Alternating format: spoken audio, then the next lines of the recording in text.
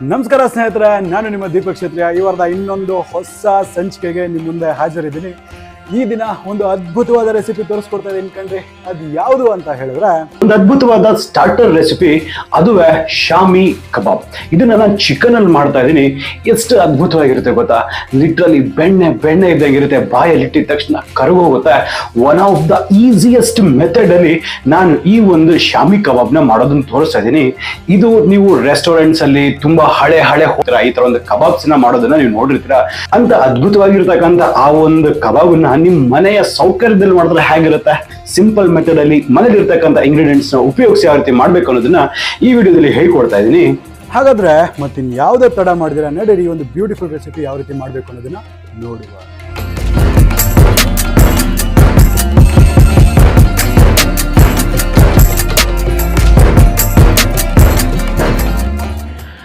ಸ್ನೇಹಿತರೆ, ನೀವು ಇಲ್ಲಿ ನೋಡ್ತಿರ್ಬೋದು, ನಾನಿಲ್ಲಿ ಚಿಕನ್ ನ ಹೆಚ್ಚು ಕಮ್ಮಿ ಅರ್ಧ ಕೆಜಿ ಅಷ್ಟು ತಗೊಂಡಿದ್ದೀನಿ. ವಿತ್ ಬೋನ್ ತಗೊಂಡಿದ್ದೀನಿ.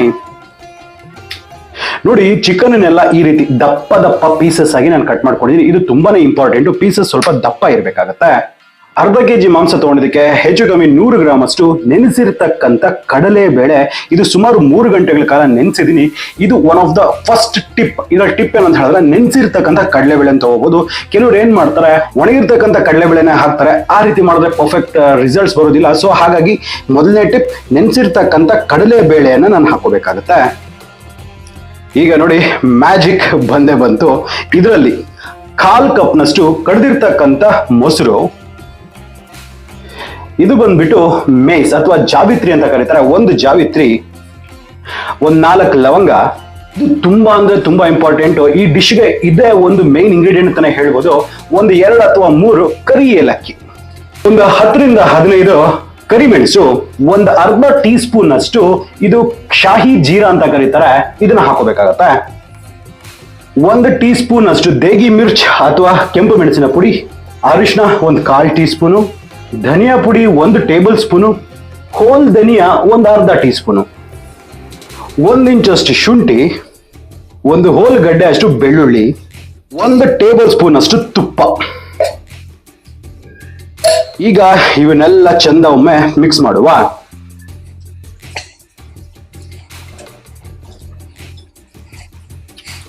ನೋಡಿ, ಮ್ಯಾರಿನೇಟ್ ಅಂತಕ್ಕಂಥದ್ದು, ಈ ಒಂದು ಮಿಕ್ಸ್ಚರ್ ಅಂತಕ್ಕಂಥದ್ದು ರೆಡಿ ಆಗಿದೆ.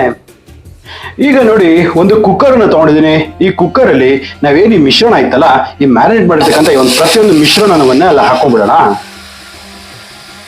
ಈಗ ಇದಕ್ಕೆ ಎಕ್ಸಾಕ್ಟ್ಲಿ 1 ಅರ್ಧ ಲೋಟದಷ್ಟು ಮಾತ್ರ ನೀರನ್ನ ಹಾಕೊಳ್ತೇನೆ. ಈಗ ಒಮ್ಮೆ ಕ್ಲೀನ್ ಆಗಿ ಮಿಕ್ಸ್ ಮಾಡ್ಬಿಡ್ತೀನಿ. ನೋಡಿ, ನೀರನ್ನ ಜಾಸ್ತಿ ಹಾಕಕ್ ಹೋಗ್ಬಿಡಿ, ಯಾಕಂದ್ರೆ ನಮ್ಗೆ ಇದು ಕಂಪ್ಲೀಟ್ಲಿ ಡ್ರೈ ಬೇಕಾಗತ್ತೆ. ಸೊ ಆ ಒಂದು ಕಾರಣವಾಗಿ. ಸೊ ಈಗ ನಮ್ಗೆ ಇದು ಜಸ್ಟ್ ಕುಕ್ ಆಗ್ಬೇಕು. ಈ ಮೀಟ್, ಈ ಮಾಂಸ ಮತ್ತೆ ಈ ಒಂದು ಬೇಳೆ ಇದೆಲ್ಲ, ಇದೆಲ್ಲ ಚಂದ ಬೇಯಬೇಕು. ಅಲ್ಲಿವರೆಗೂ ನಾವು ಇದನ್ನ ಕುಕ್ ಮಾಡ್ಬೇಕಾಗತ್ತೆ. ಈಗ ಮಿತ್ರರೇ, ಈಗ ಈ ಲಿಡ್ಡನ್ನ ಕ್ಲೋಸ್ ಮಾಡ್ಕೊಳ್ಳುವ. ಈಗ ಸುಮಾರು 3 ವಿಷಿಲ್ ಆಗೋವರೆಗೂ ಇದನ್ನ ಕುಕ್ ಮಾಡುವ, ಅಥವಾ ಈ ಒಂದು ಚಿಕನ್ ಅಥವಾ ಈ ಒಂದು ಬೇಳೆ ಕಂಪ್ಲೀಟ್ ಆಗಿ ಕುಕ್ ಆಗ್ಬೇಕು, ಅಲ್ಲಿವರೆಗೂ ಇದನ್ನ ಕುಕ್ ಆಗ್ಲಿಕ್ಕೆ ಬಿಡುವ.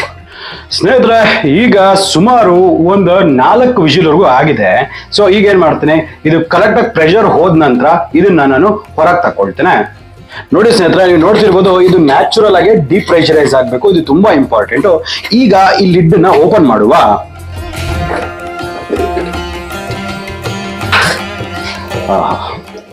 ನೋಡ್ತಿದ್ರಲ್ಲ, ಇವಾಗ ಇದು 50% ಮಾತ್ರ ಕೆಲಸ ಆಗಿದೆ.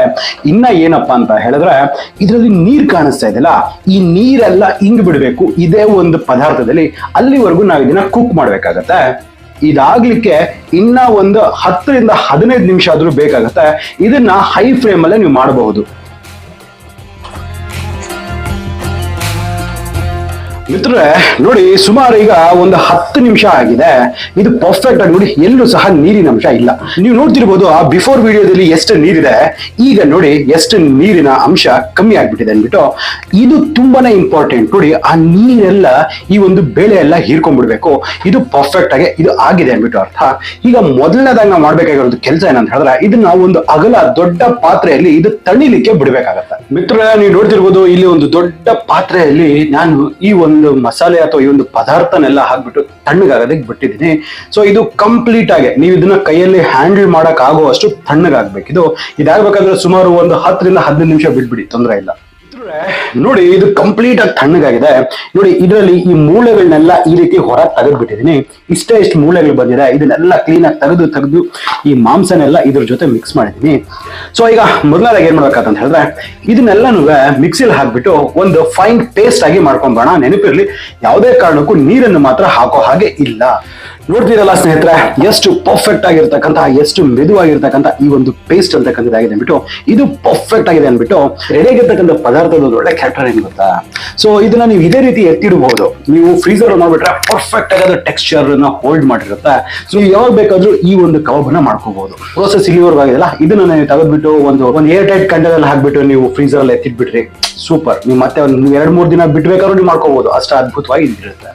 ಸೊ ಈಗ ಇದಕ್ಕೆ ನಾವು ಮೊದಲನೇದಾಗಿ ಏನ್ ಮಾಡ್ಬೇಕಾದ್ರೆ ನೆಕ್ಸ್ಟ್ ಪ್ರಿಪರೇಷನ್, ಒಂದು ಸಣ್ಣಗೆ ಹಚ್ಚಿರ್ತಕ್ಕಂಥ ಈರುಳ್ಳಿ ಅದು ತುಂಬಾ ಇಂಪಾರ್ಟೆಂಟ್.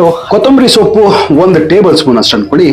ಒಂದು ಅರ್ಧ ಟೀ ಸ್ಪೂನ್ ಅಷ್ಟು ಹಚ್ಚಿರ್ತಕ್ಕಂಥ ಪುದೀನ, ಹಸಿ ಮೆಣಸಿನಕಾಯಿ 3-4, ರುಚಿಗೆ ತಕ್ಕಷ್ಟು ಉಪ್ಪು, 1/4 ಟೀ ಸ್ಪೂನ್ ಅಷ್ಟು ಪೆಪ್ಪರ್, ಫ್ರೆಶ್ ಆಗಿ ಗ್ರೌಂಡ್ ಮಾಡಿರ್ತೀವಲ್ಲ ಆ ಒಂದು ಫ್ರೆಶ್ ಆಗಿ ಮಾಡಿರ್ತಕ್ಕಂಥ ಪೆಪ್ಪರ್. ಅಷ್ಟೇಪ್ಪ. ಈಗ ಇದನ್ನೆಲ್ಲನೂ ಒಂದಕ್ಕೊಂದು ಈ ರೀತಿ ಹೊಂದ್ಕೊಳ್ಳೋ ಹಾಗೆ ಇದನ್ನ ಮಿಕ್ಸ್ ಮಾಡುವ.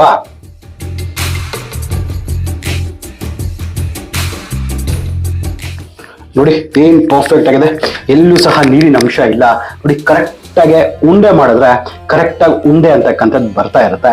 ಸೊ ಇದು ಒಂದು ಪರ್ಫೆಕ್ಟ್ ಕನ್ಸಿಸ್ಟೆನ್ಸಿ, ಇದು ಒಂದು ಪರ್ಫೆಕ್ಟ್ ಟೆಕ್ಸ್ಚರ್ ಅಂತ ಕರೀತಾರೆ. ಮಿತ್ರರೇ ನೋಡಿ, ಈಗ ಮೊದಲನೇದಾಗಿ ನಾನು ಏನ್ ಮಾಡ್ತೀನಿ ಅಂತ ಹೇಳಿದ್ರೆ ಒಂದು ಹಿಡಿ, ನಿಮ್ಗೆ ಎಷ್ಟು ಬೇಕೋ ಅಷ್ಟು ಸೈಜ್ ಬೇಕಾದ್ರೆ ಮಾಡ್ಕೋಬಹುದು. ಈ ರೀತಿ ಉಂಡೆ ತರ ಮಾಡ್ಕೊಳ್ಳಿ. ನೋಡಿ ಕೈಗೆ ನಾನು ಎಣ್ಣೆ ಹಾಕಿಲ್ಲ, ಏನು ಹಾಕಿಲ್ಲ, ಆದ್ರೂ ಸಹ ಕೈಗೆ ಮೆತ್ಕೊಳ್ತಾ ಇಲ್ಲ. ನೋಡಿ ಎಷ್ಟು ಪರ್ಫೆಕ್ಟ್ ಆಗಿ ಬರ್ತಾ ಇದೆ ಅಂದ್ಬಿಟ್ಟು ಈ ರೀತಿ ಉಂಡೆಗಳನ್ನ ಮಾಡ್ಬಿಟ್ಟು ನೋಡಿ ಸ್ವಲ್ಪ ಈ ರೀತಿ ಪ್ರೆಸ್ ಮಾಡ್ತಾ ಹೋಗಿ. ಹೆಚ್ಚು ಕಮ್ಮಿ ಆಲೂ ಟಿಕ್ಕಿ ಮಾಡ್ತಿರಲ್ಲ, ಆಲೂ ಟಿಕ್ಕಿ ತರ ಇದು ಇರ್ಬೇಕಾಗತ್ತೆ. ಬಟ್ ಇಷ್ಟು ಮಾತ್ರ ದಪ್ಪ ಇರ್ಲಿ, ಅದನ್ನ ನೀವು ಸ್ವಲ್ಪ ಗಮನ ಇಡಿ. ಸೊ ಈ ರೀತಿ ಟಿಕ್ಕಿಗಳನ್ನ ಒಂದು 3-4 ನಾನು ಮಾಡ್ಕೊಳ್ತೇನೆ.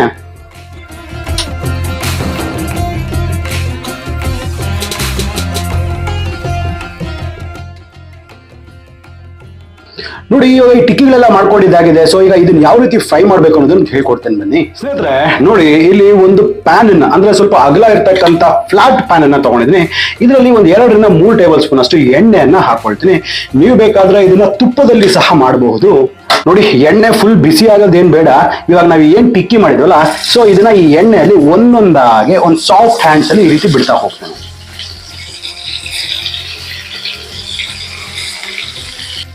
ನೋಡಿ ಇದರಲ್ಲಿ ಇನ್ನೊಂದು ಇಂಪಾರ್ಟೆಂಟ್ ಟಿಪ್ ಏನಪ್ಪಾ ಅಂತ ಹೇಳಿದ್ರೆ, ಈ ರೀತಿ ಟಿಕ್ಕಿಗಳನ್ನ ಹಾಕಿದ ತಕ್ಷಣ ನೀವು ಇದನ್ನ ತಿರುಗಿಸ್ಲಿಕ್ಕೆ ಹೋಗ್ಬಾರ್ದು.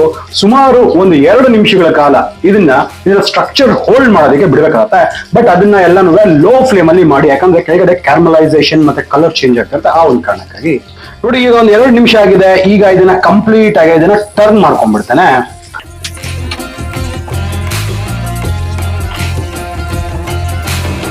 ನೋಡಿ ಈ ಕಬಾಬ್ ಅಲ್ಲಿ ಹೆಚ್ಚಿಗೆ ಕುಕ್ ಆಗೋದೇನಿಲ್ಲ, ಎಲ್ಲಾನು ಪ್ರೆಷರ್ ಕುಕ್ಕರ್ ಅಲ್ಲಿ ಪರ್ಫೆಕ್ಟ್ ಆಗಿ ಕುಕ್ ಆಗ್ಬಿಟ್ಟಿದೆ. ಹೊರಗಡೆ ಸ್ವಲ್ಪ ಕ್ಯಾರಮಲೈಸ್ ಮಾಡ್ಬಿಟ್ಟು ಒಳಗಡೆಯಿಂದ ಸ್ವಲ್ಪ ಹೀಟ್ ಕೊಡೋದು ಅಷ್ಟೇ ಇದಕ್ಕೆ ಬೇಕಾಗಿರೋದು. ಇನ್ನ ಒಂದು 2 ಮಿನಿಟ್ಸ್ ಅಲ್ಲಿ ಈ ಒಂದು ಕಬಾಬ್ ಅಂತಕ್ಕಂಥದ್ದು ರೆಡಿ ಆಗುತ್ತೆ.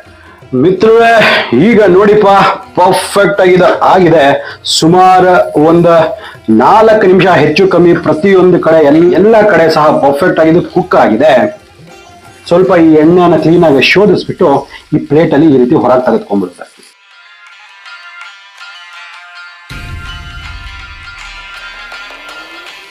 ನೋಡ್ತಿದ್ದೀರಲ್ಲ, melt in the mouth Shami ಕಬಾಬ್ ಅಂತಕ್ಕಂಥದ್ದು ಇಷ್ಟು ಸುಲಭ ಮಾಡ್ತಕ್ಕಂಥದ್ದು. ಅದ್ಭುತ ಇದೆ ನೋಡಿ, ಅದ್ಭುತ ಅನ್ನೋದು ನನಗೆ ಅನ್ನಿಸ್ತಿದೆ. ನಾನು ಮಾಡಿರ್ತಕ್ಕಂಥ ಇಷ್ಟು ಕಬಾಬ್ ರೆಸಿಪಿಗಳಲ್ಲಿ ನಾನು ಗ್ಯಾರಂಟಿಯಾಗಿ ಹೇಳಬಲ್ಲೆ ಇದು one of the best kebab recipe ಅಂದ್ಬಿಟ್ಟು. ಯಾಕಂದ್ರೆ ಇದು one of my favourite also. But ಆ ಟೆಕ್ಸ್ಚರ್ ಇದೆಯಲ್ಲ, ಬಾಯಲ್ಲಿ ಇಟ್ಟಿದ ತಕ್ಷಣ ಕರುಗು ಹೋಗ್ತಾ ಇರುತ್ತೆ. ಅದು ಟೇಸ್ಟ್ ಮಾಡ್ತಾ ಇದ್ರೇನೆ ಸ್ವರ್ಗ ಸುಖ ಸಿಗ್ತಾ ಇರುತ್ತೆ. ನಾ ಹೇಳಿರ್ತಕ್ಕಂಥ ವಿಧಾನದಲ್ಲಿ ಒಮ್ಮೆ ನೀವು ಇದನ್ನ ಟ್ರೈ ಮಾಡಿ ನೋಡಿ, ಖಂಡಿತ ನಿಮ್ ಎಲ್ರಿಗೂ ತುಂಬಾ ಇಷ್ಟ ಆಗುತ್ತೆ. ಹಾಗಾದ್ರೆ ನಂಗೆ ಅನ್ಸುತ್ತೆ ನಿಮಗೆ ವಿಡಿಯೋ ಇಷ್ಟ ಆಗಿದೆ ಅಂದ್ಬಿಟ್ಟು. ಇಷ್ಟ ಆಯ್ತಲ್ಲ, ಮಾಡ್ತೀರಾ? ಹಾಗಾದ್ರೆ ನಮ್ಮ ಚಾನಲ್ನ ಸಬ್ಸ್ಕ್ರೈಬ್ ಮಾಡಿಕೊಂಡು ಆ ಪಕ್ಕದಲ್ಲಿ ಇರ್ತಕ್ಕಂಥ ಬೆಲ್ ಐಕನ್ ಟಚ್ ಮಾಡಿಬಿಟ್ಟು ನೋಟಿಫಿಕೇಶನ್ಸ್ನ ಆಲ್ ಮಾಡಿ. ಆಗ್ತಾನೆ ನಾನು ಮಾಡ್ತಕ್ಕಂಥ ಎಲ್ಲ ವೀಡಿಯೋಸ್ನ ಅಪ್ಡೇಟ್ಸ್ ನಿಮಗೆ ಮೊದಲನೇದಾಗಿ ಸಿಗ್ತಾ ಇರುತ್ತೆ.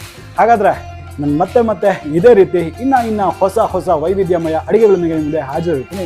ಅಲ್ಲಿವರೆಗೂ Deepak Kshatriya signing off and Jai Hind, Jai Karnataka, ನಮಸ್ಕಾರಪ್ಪ.